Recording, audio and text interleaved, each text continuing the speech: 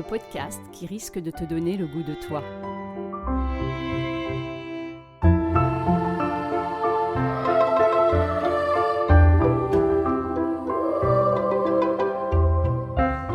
Sois la bienvenue, créature au grand cœur, approche-la. Sache qu'ici, tu vas peut-être te réconcilier avec qui tu es vraiment. Oui, en fait, si tu pouvais parler tout haut de tes petites voix intérieures, de tes ressentis, tes visions, que parfois tu kifferais de prendre, mais qu'en fait tu tais, tu juges, et tu sabotes parfois parce qu'en fait, a priori, ça n'a pas l'air de rejoindre le plus grand nombre. Et si, ici, on partageait sans peur et sans honte d'être lapidé. Dans ce podcast, tu vas réaliser que nous sommes tous hors normes. Oui, même infime soit-elle, une part de toi est anormale et tu sais quoi ? Youpi, réjouis-toi. Oui, parce qu'il est grand temps d'honorer nos singularités, nos regards différents et de les faire fructifier et puis de partager ce terreau-là au monde. Alors moi j'ai un rêve, c'est celui de participer à l'effondrement du mur de la norme. C'est un peu mon mur de Berlin à moi. Jane Campion, une réalisatrice, a dit « Mes films sont des réactions à l'obsession de la société pour la normalité et sa propension à exclure les déviants. » Alors moi je dis oui, stop à ce monde normopathe, assassin. Normo quoi ? Normopathe. En fait, lorsque je réfléchissais sur le sujet de mon podcast, je réfléchissais comme ça à haute voix et puis je me suis dit, bah oui, c'est clair, moi je suis vraiment, mais vraiment une malade de la norme. Ou bien la norme me rend malade. Et tout à coup, je me suis dit, mais oui, en fait, peut-être que je pourrais trouver ce mot, ça pourrait sonner comment ? Je suis normopathe. Et je suis allée me documenter. Et, oh surprise, normopathe ou normopathie, ça existe. En fait, la normopathie, c'est un terme qui permet de qualifier une tendance à se conformer totalement et sans aucune digression à des normes sociales. La normopathie supprime toute tendance à la fantaisie, à l'expression libre de ses désirs et de sa créativité. Elle réprime en fait les instincts de l'individu à l'excès. C'est en quelque sorte une quête obsessionnelle d'être comme les autres et pour être en fait validé sur un plan social. C'est une recherche constante de l'approbation du monde, comme pour valider notre existence. Mais ça fait peur, non ? À quel prix ? À quel prix, en fait, si on cessait, là, de s'acharner, ne plus tenter de correspondre ? Parce qu'en fait, je crois que nous nous accrochons par sécurité à cette croyance qu'il y aura une façon d'être unique pour tous. Voilà, vous avez le même mode d'emploi, vous allez donc réagir de cette façon-là ou de cette façon-ci. Et en fait, la norme exprimée en avant-scène devient la posture absolue, et puis si tu y déroges, tadam, tu seras l'exclu du troupeau. Et pourtant, moi je crois que nous rêvons tous d'avoir ce petit truc spécial, ce petit truc en plus, un talent particulier. Je crois, et en même temps, ça reste un peu du fantasme parce que dans la réalité, c'est effrayant de se démarquer. C'est tellement plus confortable d'être comme tout le monde. Bonjour, je suis Audrey Jarnier, mariée et maman de 3 enfants. Alors pour moi, ce qui est important, c'est la connaissance de soi, la découverte de ma liberté, la rencontre avec l'autre et la transmission. Ça, c'est essentiel. Je suis un peu accompagnante, un peu artiste. Et en fait, là, je me retrouve devant un exercice que je déteste désormais faire, me définir, parce qu'en fait, ça me demande d'essayer de rentrer dans une case, et j'en veux plus, parce que j'ai passé tellement de temps à essayer d'y rentrer dans la case. Je suis l'hyperadaptée par excellence. J'ai coché des tas de cases de la norme. Je me suis même autoproclamée Madame Proprette. Vous pourrez interroger des gens proches de moi, c'est la vérité. Je me sens perpétuellement illégitime et pourtant, quand l'idée de ce podcast a germé dans ma tête, je me suis dit, là pour le coup, t'es complètement légitime. Mais oui, parce que J'ai passé des dizaines d'années à correspondre à la norme et ce n'est pas terminé.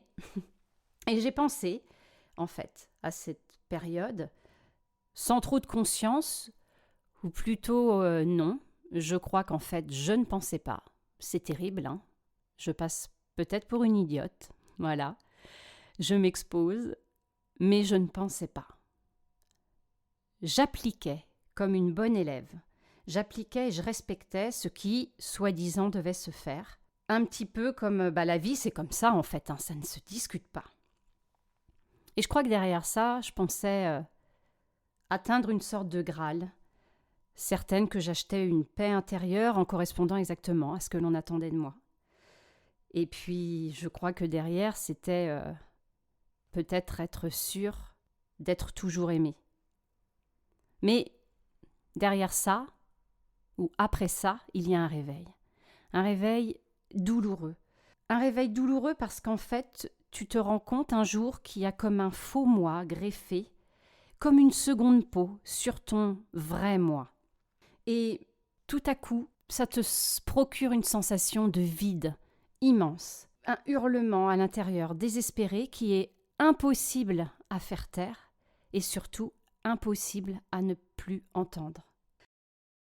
Alors, j'ai pris conscience à ce moment-là que j'étais complètement orpheline de moi et que, en fait, j'incarnais et je me faisais vivre en fait ma propre terreur, c'était le rejet.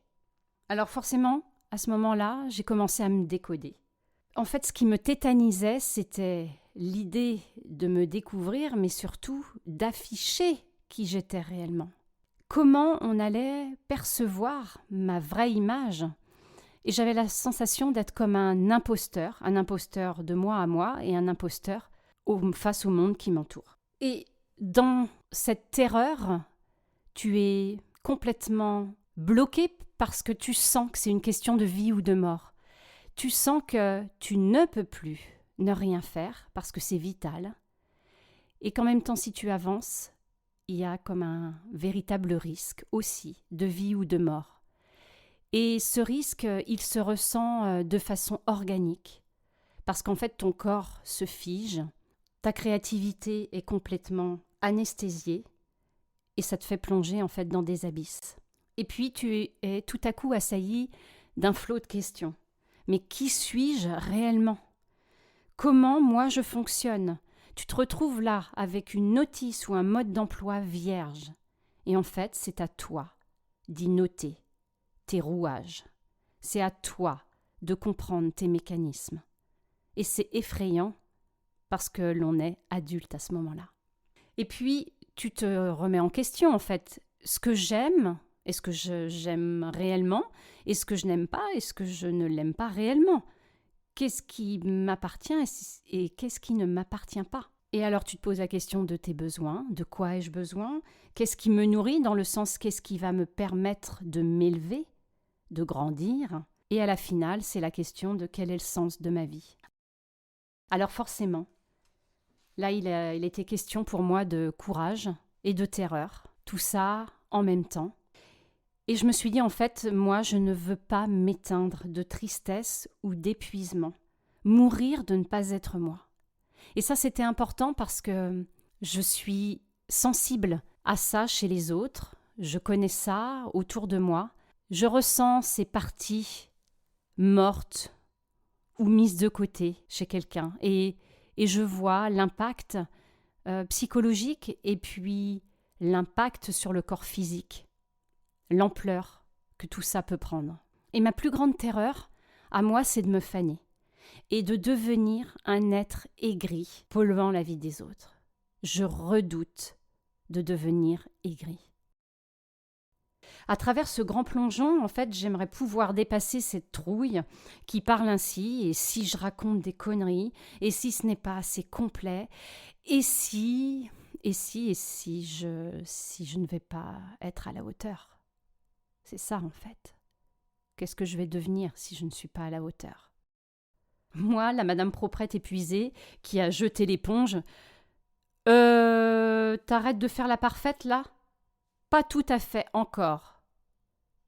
Non, c'est vrai, pas tout à fait encore. Non, je n'ai pas encore jeté l'éponge, c'est vrai. Mais justement, c'est pour ça. C'est pour ça que je voudrais vous proposer toutes les semaines mon partage personnel. Et je vous garantis que ça me terrifie. Et puis, aussi tous les mois, j'aimerais donner la parole à une personne qui sera inconnue et qui aura envie d'oser exposer une singularité et de participer à cet effondrement de la norme. Enfin, tous les mois et demi, je proposerai des interviews de personnes inspirantes et qui sont hors la norme à leur manière. Je serai comme un périscope qui va récolter des clichés de combinaisons infinies d'êtres et pour offrir cette galerie de paysages humains et pour rassurer et donner envie d'être. Alors c'est pour toi, la parfaite, le parfait, l'ultra-normé, l'hyper ou super adapté, toi qui trouves que tu es toujours trop ou pas assez. Oui, trop ou pas assez. Si tu savais le nombre d'enregistrements pour cet épisode 0, ça me donne le tournis parce que je trouvais toujours que j'étais pas assez ou trop quelque chose. C'est aussi pour tous les illégitimes perpétuels comme moi, les saboteurs pros, ceux qui vont toujours faire en sorte de mettre en échec leur élan, et pour tous ceux et celles qui ont réussi ou essayé de cocher toutes les cases du comme il faut pour tenter justement d'y rentrer dans la case. Alors, vous êtes épuisés, mais accros à ce fonctionnement, pensant que votre survie en dépend. Et les flipper d'être démasqués, croyant que leur monde intérieur, leurs pensées sont monstrueuses.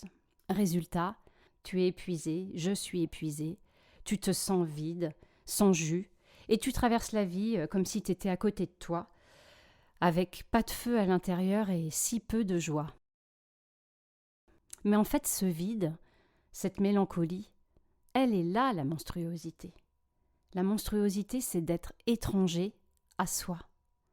Alors, monstrueusement humain, c'est ma proposition, à travers ma voix ou celle d'un invité, d'offrir un espace d'intimité, un espace ressourçant, et pour exposer et faire circuler nos différences d'être et de fonctionner.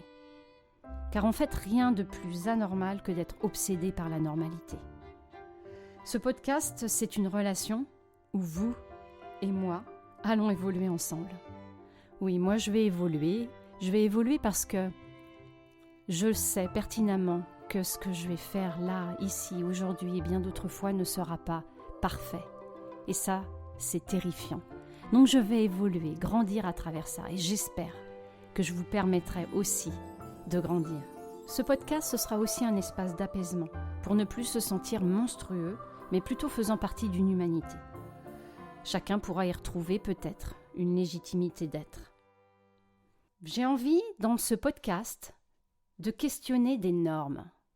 Les « c'est comme ça ». Tu sais, les trucs qu'on voit et dont on ne se pose même plus la question, des évidences qui pourraient très bien être interrogées. Apporter des courants d'air et des bourrasques peut-être pour faire émerger en fait de la créativité et les possibles pour dessiner en fait nos vies dans les tons et les formes que l'on aimerait. Et puis, il y a la découverte de tous nos jeux. J'aimerais vous montrer tous nos jeux en nous, J-E, toutes ces parties présentes et radicalement différentes et qui participent parfois à un beau bordel intérieur. Alors après tout ça, peut-être que quand ce mur sera tombé, une passerelle apparaîtra, j'espère, qui reliera celui qui ose exprimer une singularité, puis celui qui écoute, qui reçoit, qui s'identifie et qui s'autorisera peut-être. J'espère aussi que ce sera une belle occasion de faire fructifier notre courage et notre humilité pour questionner nos représentations du bien et du mal. Parce que j'aurais aimé, moi, dans mon chaos, entendre des voix parler avec courage, fierté, justesse de leur singularité. J'aurais aimé parce que je ne me serais pas censurée et je ne me serais peut-être pas sentie inadaptée si longtemps et pas convenable en ce monde. Mais c'est sûrement un long chemin d'apprentissage et qui m'a probablement servi à quelque chose. Moi, en fait, je rêve de plus d'amour envers soi pour plus de compréhension vers l'autre. Et oui, si ce que nous désignons en nous comme fragile ou vulnérable, hors la norme, était notre plus grande force. Comme un pouvoir magique, un puissant moteur pour insuffler l'élan et permettre à l'autre. C'est peut-être tout simplement la planque de nos réels talents.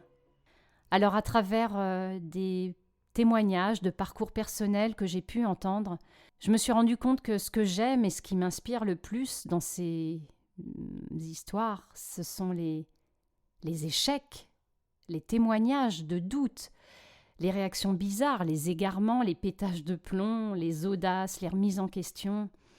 L'addition de tous ces ingrédients, en fait, m'inspire bien plus que la finalité. Lorsque j'entends ces personnes, je suis absolument touchée par leur capacité à s'afficher dans ce monde normopathique. Et c'est cette vulnérabilité-là que j'entends qui me les fait voir comme monstrueusement humains, et ça me harponne le cœur. Alors si toi, tu as aussi envie d'avoir le cœur harponné, n'hésite pas et abonne-toi à mon podcast Monstrueusement Humain. Alors, je te dis à bientôt pour de nouvelles aventures.